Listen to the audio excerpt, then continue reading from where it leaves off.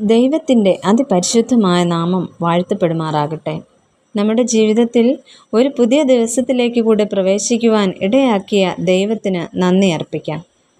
ഇന്നത്തെ നമ്മുടെ വായന ഭാഗം നെഹമ്യാവിൻ്റെ പുസ്തകം 4 മുതൽ 6 വരെയുള്ള അധ്യായങ്ങളാണ്. ഇന്നത്തെ കുറിവാക്യം 2 ശമൂവേൽ 6 അധ്യായം 7 വാക്യം. അപ്പോൾ യഹോവയുടെ കോപം ഉസ്സയുടെ നേരെ ജ്വലിച്ചു. അബീനാദാബിൻ്റെ പുത്രനായിരുന്നു ഉസ്സ. കിര്യത്ത് യെയാരീം പട്ടണക്കാരനും ആയിരുന്നു അദ്ദേഹം. മറ്റു പലർക്കും വേദപുസ്തകത്തിൽ ഉസ്സ എന്നുള്ള പേര് കാണുന്നുണ്ട്. ഇദ്ദേഹത്തിൻ്റെ ഭവനത്തിലായിരുന്നു നിയമപ്പെട്ടകം അഥവാ ദൈവത്തിൻ്റെ പെട്ടകം 20 സംവത്സരം സൂക്ഷിച്ചിരുന്നത്. ആ നാളുകളിലെല്ലാം ഉസ്സയുടെ സഹോദരനായ എലയാസർ ആയിരുന്നു നിയമപ്പെട്ടകത്തിൻ്റെ സംരക്ഷണ ചുമതല നിർവഹിച്ചിരുന്നത്. ദൈവത്തിൻ്റെ പെട്ടകം ദൈവ സാന്നിധ്യത്തെ വിളിച്ചറിയിക്കുന്നു. ദൈവത്തിൻ്റെ സിംഹാസനമായിട്ടാണ് ഇസ്രായേല്യർ നിയമപ്പെട്ടകത്തെ ആദരിച്ചിരുന്നത്. ഇസ്രായേൽ ജനതയുടെ മുഖ്യ ആരാധനാ സ്ഥലവും തീർത്ഥാടന കേന്ദ്രവുമായിരുന്ന ശീലോവിലായിരുന്നു ഈ നിയമപ്പെട്ടകം സൂക്ഷിച്ചിരുന്നത്. കെരൂബുകളിൽ ഉപവിഷ്ടനായ സൈന്യങ്ങളുടെ യഹോവയുടെ നിയമപ്പെട്ടകം എന്ന വർണ്ണനയും 1 ശമൂവേൽ 4 അധ്യായത്തിൻ്റെ 4 വാക്യത്തിൽ കാണുന്നു. ഈ നിയമപ്പെട്ടകം എടുത്ത് യാത്ര തിരിക്കുമ്പോഴും ആ യാത്ര അവസാനിക്കുമ്പോഴുമെല്ലാം ഒരു പ്രത്യേക പ്രാർത്ഥന ഇസ്രായേല്യർ പ്രാർത്ഥിക്കുമായിരുന്നു.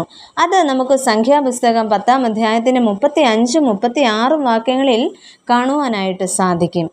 ഈ പെട്ടകത്തിനുള്ളിൽ ദൈവം മോശയിലൂടെ നൽകിയ കൽപ്പനകളും മന്ന ഇട്ടുവെച്ച പാത്രവും അഹരോൻ്റെ തളിർത്ത വടിയും ആണ് ഉണ്ടായിരുന്നത്. ഈ പെട്ടകം ഫെലിസ്ത്യർ പിടിച്ചെടുക്കുകയും അത് ദാവീദ് മടക്കിക്കൊണ്ടുവന്ന് താൽക്കാലികമായ കൂടാരത്തിൽ സൂക്ഷിക്കുകയും ചെയ്യുന്നു.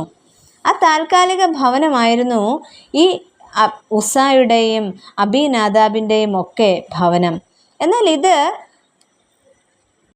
കുറിവാക്യത്തിൽ നമ്മൾ കേട്ടതുപോലെ ഇവിടെ നിന്നും ആ പെട്ടകം തിരികെ കൊണ്ട് പോകുന്നതായിട്ടാണ് നമുക്ക് കാണുവാനായിട്ട് സാധിക്കുന്നത്. ഇവിടെ 2 ശമൂവേൽ 6 അധ്യായത്തിൻ്റെ 3 വാക്യത്തിൽ നമുക്കിങ്ങനെ കാണുവാൻ സാധിക്കും. അവർ ദൈവത്തിൻ്റെ പെട്ടകം ഒരു പുതിയ വണ്ടിയിൽ കയറ്റി കുന്നിന്മേലുള്ള അബീനാദാബിൻ്റെ വീട്ടിൽ നിന്ന് കൊണ്ടുവന്നു. അബീനാദാബിൻ്റെ പുത്രന്മാരായ ഉസ്സയും അഹ്യോവും ആ പുതിയ വണ്ടി തെളിച്ചു എന്ന് നമുക്ക് കാണാം. എന്നാൽ അതിൻ്റെ 6 വാക്യത്തിൽ നിന്ന് നമുക്ക് മനസ്സിലാകുന്നത് ആ യാത്ര അതിൻ്റെ പകുതിയിലെത്തിയപ്പോൾ കാള വിരണ്ടതുകൊണ്ട് ഉസ്സ കൈ നീട്ടി ദൈവത്തിൻ്റെ പെട്ടകം പിടിച്ചു എന്നാണ്. ഈ കാര്യം നടക്കുമ്പോഴാണ് യഹോവയുടെ കോപം ഉസ്സയ്ക്ക് നേരെ ജ്വലിക്കുന്നത്. അതിലൂടെ ഉസ്സ മരണമടയുകയും ചെയ്യുന്നു. അതിവിശുദ്ധമായ പെട്ടകത്തെ പിടിച്ചതുകൊണ്ടാണ് ഉസ്സ മരണമടഞ്ഞത്. ദൈവകോപത്തിന് അവിടെ ഉസ്സ കാരണക്കാരനായി തീർന്നു. കാരണം അദ്ദേഹത്തിന് അത് തൊടുവാനോ പിടിക്കുവാനോ ഒന്നുമുള്ള അർഹത ഇല്ലായിരുന്നു.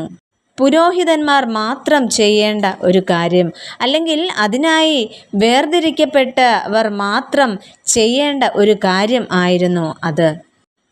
പ്രിയമുള്ളവരെ, പലപ്പോഴും നമ്മളും ഓരോരുത്തരും അറിഞ്ഞോ അറിയാതെയോ ദൈവകോപത്തിന് അവകാശികൾ ആയിട്ട് തീർന്നു പോകാറുണ്ട്. എന്നാൽ നമ്മുടെ ജീവിതത്തെ നമുക്ക് ദൈവകരങ്ങളിലേക്ക് ഏൽപ്പിച്ചു കൊടുക്കാം. നമുക്ക് പ്രാർത്ഥിക്കാം.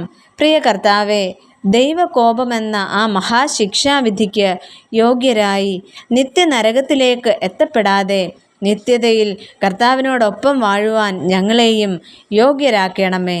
ആമേൻ.